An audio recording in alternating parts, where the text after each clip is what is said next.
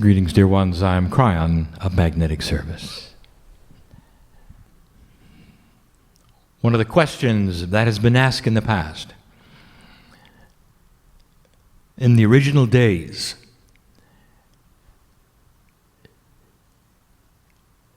when my partner and I first connected,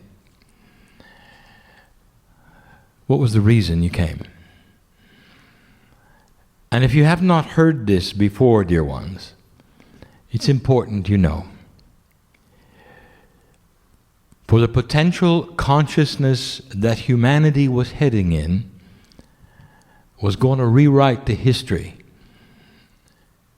and rewrite the potential of history and change the prophets of history of everything that would follow. Spirit, what you call God, is supposed to know everything. But Spirit, what you call God, does not know what you're going to do in free choice. And that is why you have called this a test. And it's not a test of your humanism, and it's not a test of your soul, and it's not a judgmental thing. It's a test of the planet.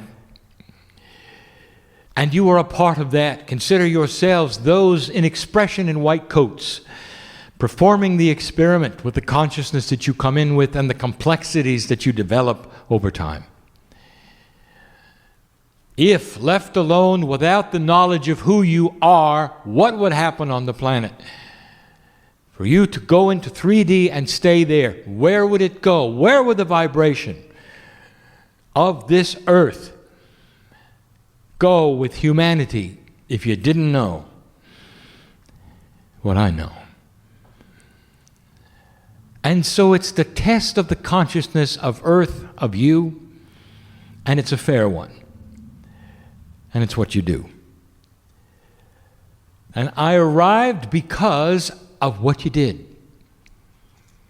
And there were many like me. And I wouldn't have come otherwise. But the potentials of the change before you we have seen before.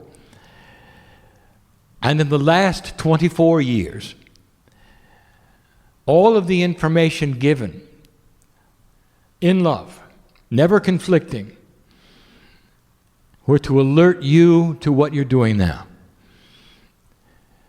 To help you to hold on to what you have. To give you hope that there was purpose and an answer to the puzzle. And that's why we're here. And that is why we remain here. For you start to plant the seeds, and as you watch them grow, again, the energy will start shifting. And these are metaphors as what is going to follow about the true essence of God as exemplified within the human being. The only way you can see God on earth is through humans. And you knew that. And so it is in your revelations as old souls and light workers that carry the visualization and activation of the perception of the divine. It's up to you.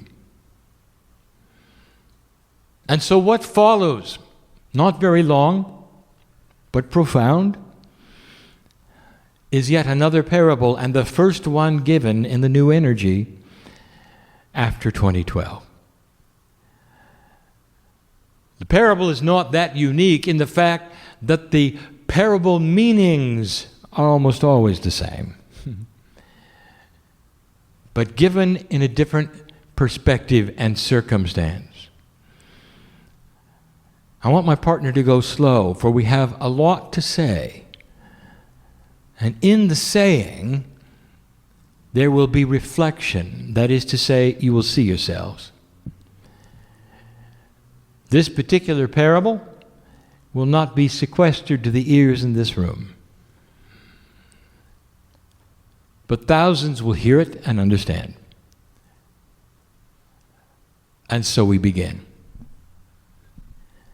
The subject of all the Kryon parables often is a man,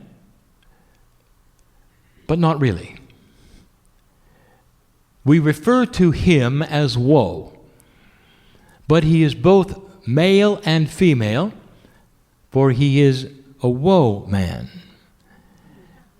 And in this, we do not wish to genderize the human, but since you do automatically, we will call him a he. This is the story of woe and his box of belief. And it's a story for the times. And it's filled with purpose and honor. In lesson, realization, and awakening. And I want you to hear it correctly. Humans love stories, and so let us begin. Woe, as a child, grew up in a very loving family. And his mother and father took him to that which you would call an organized spiritual system of belief. Woe was exposed to this at a very early age, and it became his belief. And through his growing years, he learned more and more about it. And through his growing years, he learned to enjoy it. So that by the time Woe was an adult, he was fully invested in this belief. And we call it a belief box because it was restrained. That is to say, there was structure around it. In this belief box, the structure honored God. The structure is often necessary for humanity to create a system where things make sense for them. And it did in his box of belief. His father told him early on that there were rules around God. And Woe saw the sense of it. It made sense to Woe because it was just exactly as he would expect around himself and his friends. He was told many things. There was doctrine that would outline the rules that would please God and displease God. There were guiding emotions around what was and was not appropriate in life. There were rules to live by, which made sense, that had integrity and honesty. And Woe accepted all of them slowly. Woe carried Scripture with him. Scripture from the prophets and from the prophets' prophets that were guiding lights in his life.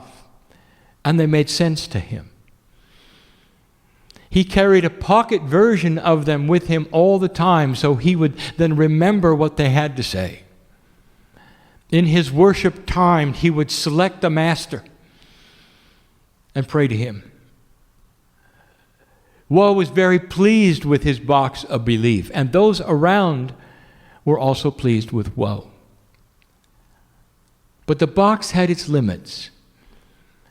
They weren't limits to Woe, but they were boundaries. His father had told Woe, be careful who you associate with. Because if they are not in our box of belief, that is to say, if they are not believers, then they can only be non-believers. And if they are non-believers, they have the ability to taint you, to affect you. They may even take you out of your belief system, and they are dangerous. And Woe always wondered who these were. As a child, he never saw them. All he saw was his playmates. But as he grew, he understood what his father said. Eventually, Woe, who lived in the Midwest of the United States, in a small town, with farming parents, found his niche, what he wanted to do. Woe was a structured man. He loved numbers. And so he became what you would call a numbers specialist or a bookkeeper, working in a small business in the small town. A 50-minute drive every day took him into town from the farm he had grown. And that's where Woe met the ones that his father had warned him about. The associates that he worked around in the small cubicle office, surrounded by many men and women. And he realized they were different. And he was cautious and he was careful. And he didn't understand why they would want to say the things they had to say and take the name of God in vain. He didn't understand the promiscuity that he saw. He didn't understand the dishonor for God that he saw in the personalities. He didn't understand the drinking that went on. He didn't understand the things that were so obvious not of God and not in his box. And he would retreat to those of like mind and sit and worship and sing the songs that were so beautiful about the glory of God. He was taught about evil, and he was taught about a concept called sin. He was taught that those who did not believe in his box would not make it to meet the very God that he loved. And it was reasonable thinking. For those who would violate the rules of society, they don't make it either. They go to prison. It made sense to Woe, all around him, the God that he worshiped, and he felt the love of God. One time in the building that he worshiped in, there was a miraculous healing. He couldn't deny it. Beautiful it was. Someone he had known for a very long time with a disease that crippled them got up and walked and never had a chair again. It was the crippled chair. Amazing. And the leaders of this worship organization pointed to that and said, this is proof that our box is the right one. For we have God in our box. And then the admonition started to Woe, do not look at any other boxes of belief because they don't have what we have. Their form of worship is incorrect according to our doctrine. And they would refer to the verses in the scripture as proof that they had the right God. And the other boxes were misled. Some of them might even be evil. And this was his life.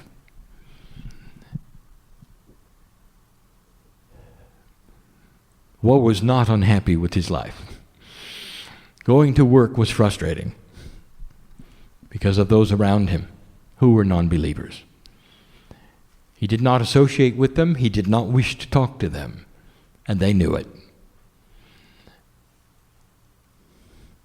And then it happened. How do I describe this to you in a way that you can understand, human being? So I'll give it to you as it occurred. About 3 p.m, when everybody was at their desk, and he was consumed with the numbers, they barely heard it coming. The tornado struck like a fast freight train. Without warning, it began to chew up the town. At the outskirts of town, they heard it.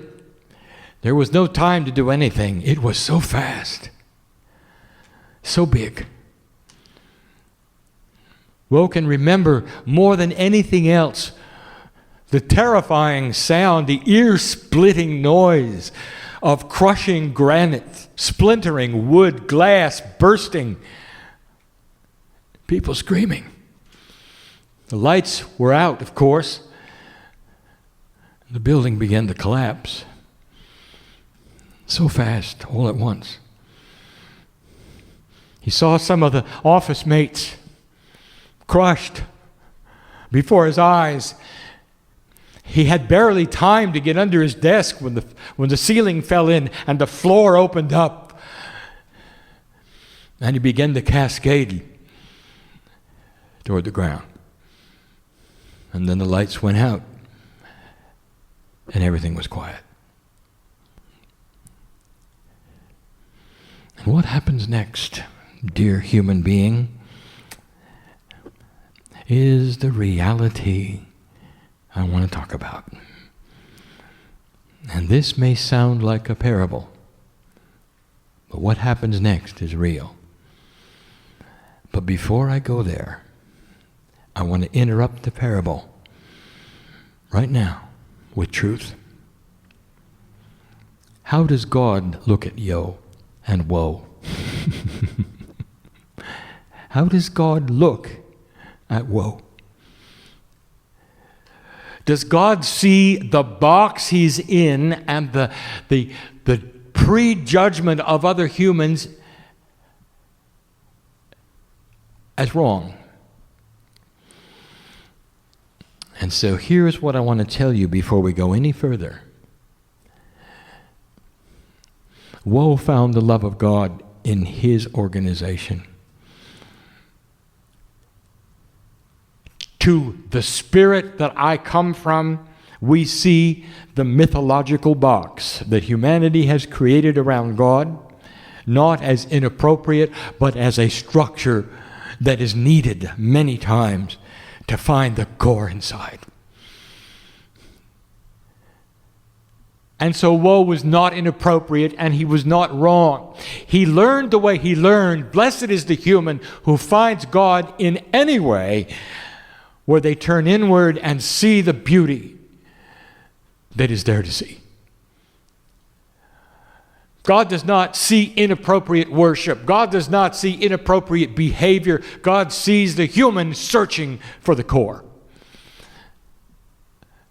And so I want you all to hear this, anyone, to know that if you are in an organization where the core is the worship of the one God and the Spirit and the creative source, you're on the right track.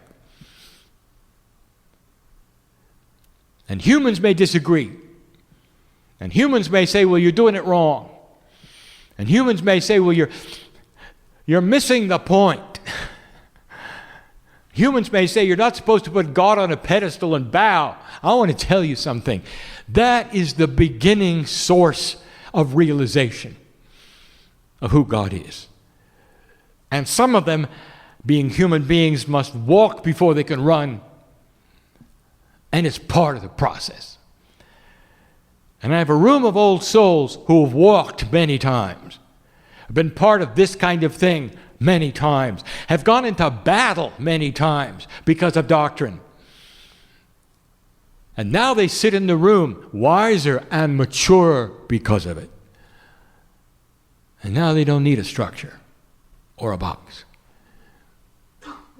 So I want you to understand before we go to the next step in this story that there is no judgment ever of the search for God. Everything went black except for the music. Woe began to hear music. How do I describe this? It wasn't music. That requires ears. And woe had no ears at that moment because where he was, he realized he wasn't alive, or wasn't alive as he knew he was alive. There was something odd going on. He was in a place, not a tunnel. It wasn't a cave. It was a path. A pathway that opened where all there was darkness around him, but he could hear the music. And the music wasn't really music. It was energy of sonority. And he recognized a piece and a part of it. And it came with an emotion, a feeling, a perception. It came with light. It was like all of the stars in the galaxy were singing a harmony, structures of sonority he had never heard, and yet he knew the tune. Singing in light. Oh, Woe had felt this before. Woe knew he was dead.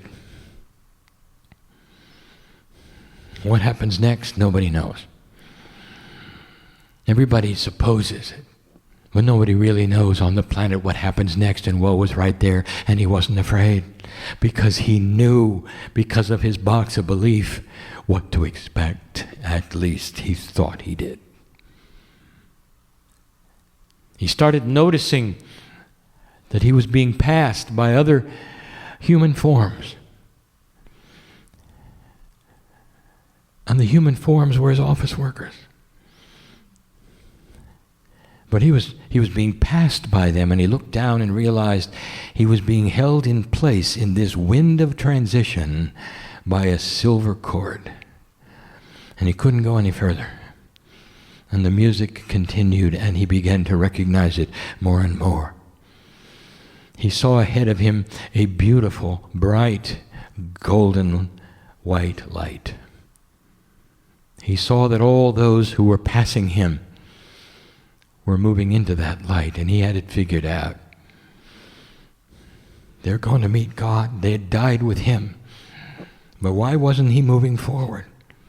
He strained at the silver cord with all of his might, if you can call it that, without having a body of some kind, just some kind of ethereal thing with arms and legs and a head. Hard to describe how it feels in that transition, in that wind moving from the corporeal self to the spiritual self. Woe was in that wind of transition, held by a silver cord, watching as others passed him, moving into the light. The music became stronger, not louder, but stronger, invading almost every cell of his etheric body that was becoming less and less corporeal and more transparent. Woe was in the wind of transition, but he was stuck by the silver cord. And then he noticed something. Every single human form that was passing him glowed in an odd way. Inside each one of them, there was a glowing object with a pattern. A pattern that he recognized, and yet he didn't recognize. It wasn't a symbol, it wasn't a number, it was a pattern. A beautiful light pattern inside every single one of them. And everyone had one. The light at the end of this seeming tunnel, which was not a tunnel at all, was growing brighter. He was not getting any closer to it, but it was growing brighter. He could hear or feel or perceive the music now, and he knew what it was. It was the constant, continuous music of the love of God, a patterning at a soul level that sung the song of compassion, the song of home, the song of oneness that he knew so well. Where did this come from? How did he recognize it? And they continued to pass him. It seemed like hundreds had been killed in the tornado.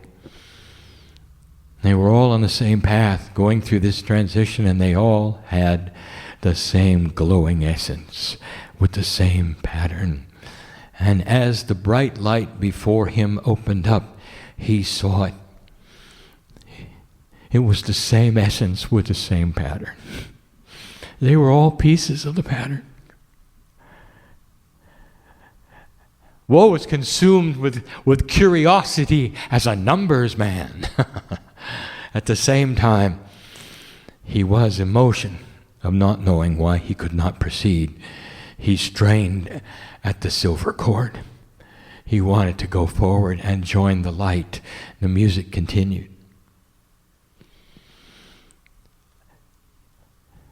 Every single one of them, All those workers in his office all going to the light, to the same place. And the light got bigger, and he got to see even more. And what he saw was a celebration of life. What he saw in that crack that he could see was a reunion. And there was joy. There was not judgment. There was joy. And it's not what he was taught. And it was beautiful. It didn't matter who it was. They were all collecting and moving past him, and he wanted so much to go forward, held by that tether. And he wondered, is this the way it's going to be? Is this some place where you're stuck between worlds? Why am I not moving forward or back? What is going on? But he wasn't frustrated because he was in the wind of love.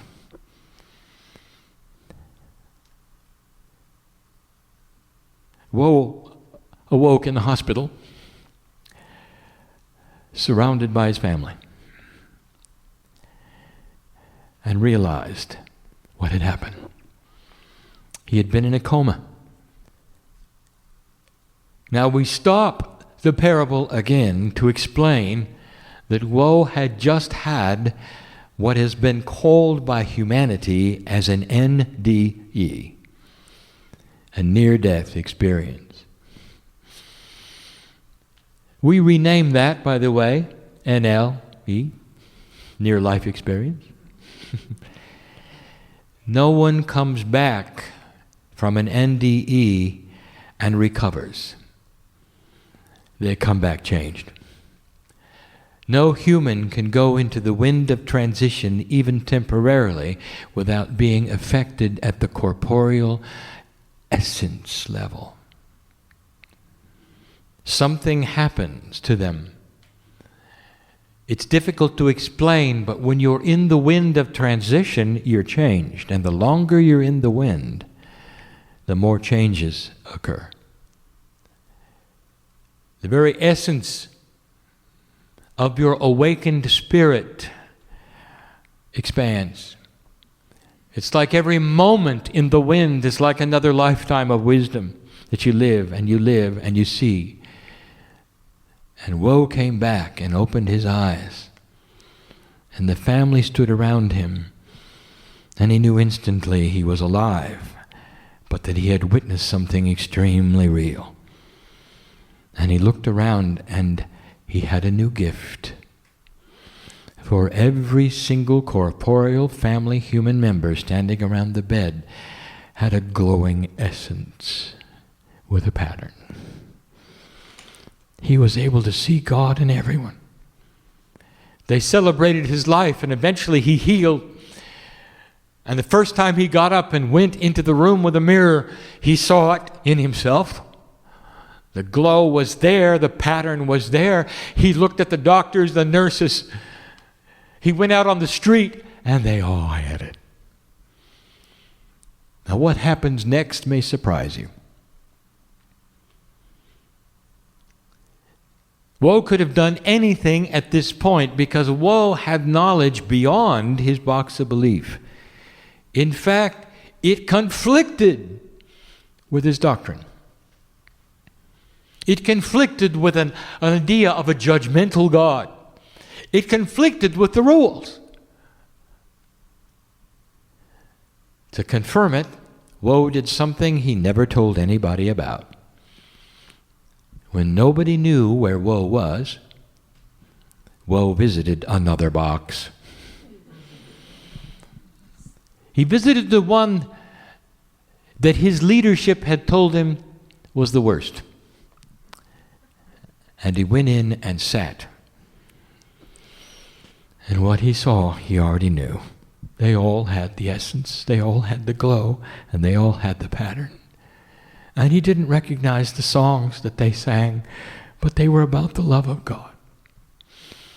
And in this place, he saw crutches that were hung in certain places to represent the healings that occurred in the box, and he knew what he was looking at. That human beings tend to sequester everything to themselves and never look around. And he was never told that the healings were in all the other boxes. He came back to his box, and this may shock you, but he never left.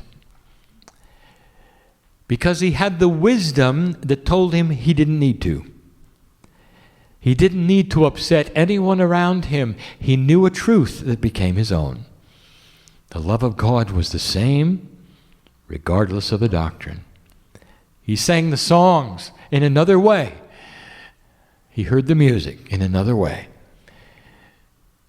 And those around woe saw God in him in another way.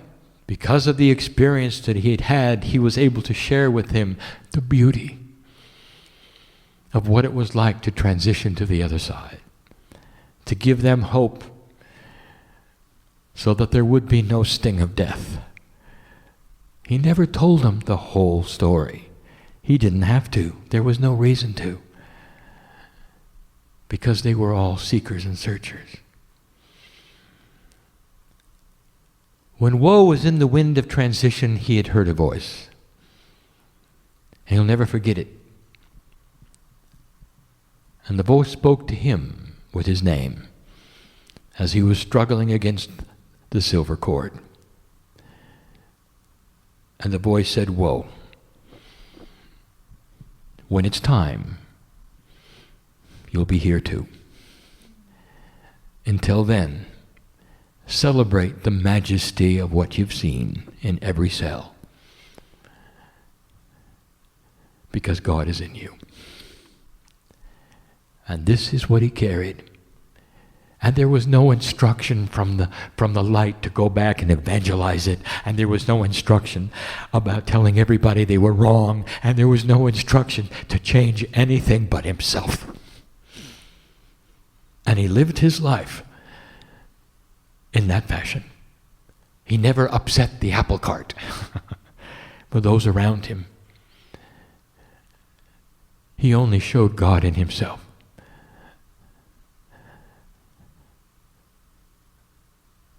And that was good enough for woe.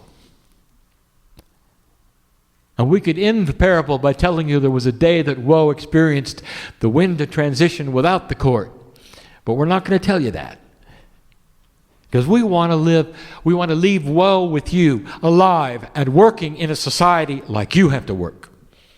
As an example of the God inside, of the patience and the wisdom and the benevolence and the compassion that this human had for everyone around him, regardless of the doctrine of the box. Because that's what we are looking at with you. It's a parable for the new age, where you will capture the essence inside you and see it in others like woe did. Woe's gift is yours. See God in others first, and see their personality second. And you will have more tolerance because of it. Because you're so different.